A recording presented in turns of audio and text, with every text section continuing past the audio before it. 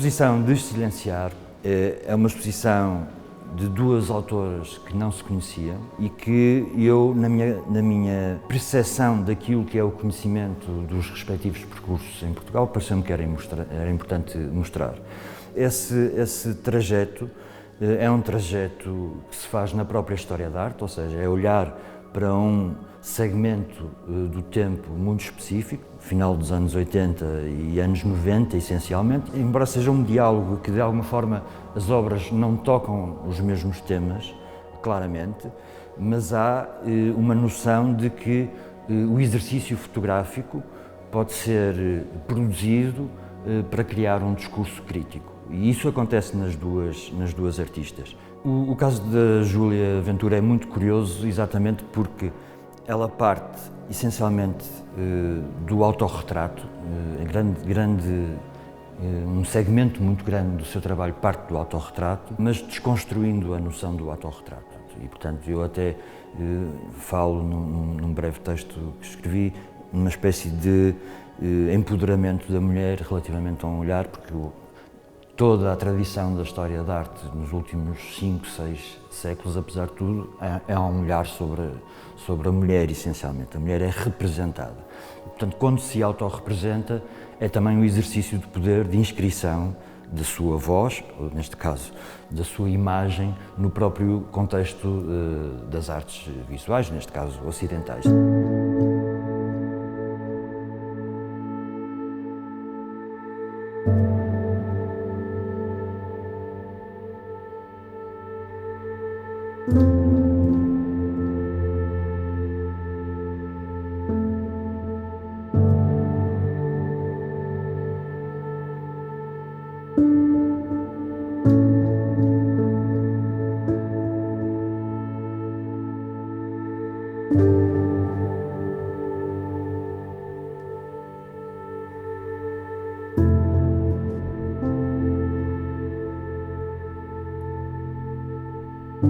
No caso da Judite, digamos, ainda é mais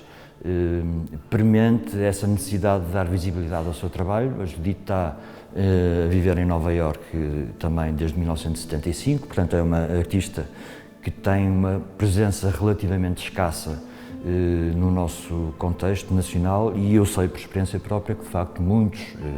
colegas dela, artistas e muitos curadores, para não falar no público em geral, evidentemente,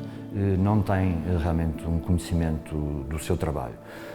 E é um trabalho que, tal como a Júlia, tem como base e como força motriz o trabalho a partir da imagem fotográfica, com um discurso claramente mais político, um discurso com certeza também mais vivenciado naquilo que era a realidade americana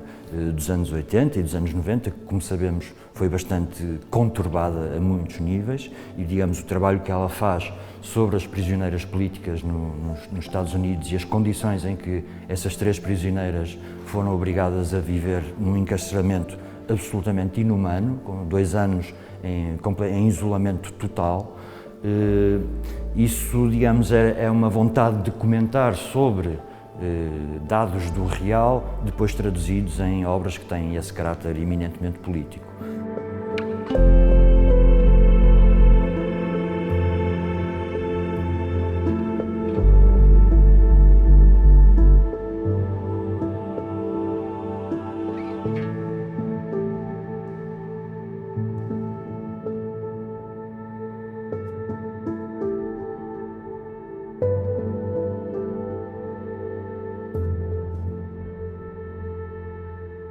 Como artista, como pessoa, sou humanista primeiro, sempre primeiro. Eu acho que mesmo seja ela quem for, uma pessoa que pense como ser feminista, seja ela homem ou mulher, porque homens também são feministas, podem ser feministas, e no meu entender é importantíssimo que primeiro sejam humanistas, e o feminismo está ali só eu acho que é mais... É mais um sentido, se calhar, mais pessoal, a ver desta maneira, mas é assim que funciona para mim. E eu acredito que, neste caso, apesar de eu não ter a instalação inteira, como ela devia estar, porque o espaço não permite, é um fragmento da instalação. Eu acho que ainda o impacto, devido às imagens serem como são, ainda acho que lida bem com o assunto em si. O ciclo A Vida Apesar Dela tem a ver essencialmente com uma noção de que muitas vezes os artistas têm uma agenda ou há uma pressão hoje em dia, por exemplo, para falar sobre determinados temas, enfim, neocolonialismo, as questões de género, etc. E aquilo que, enquanto curador, para mim é importante é pensar que é através dos discursos artísticos e é através da voz dos artistas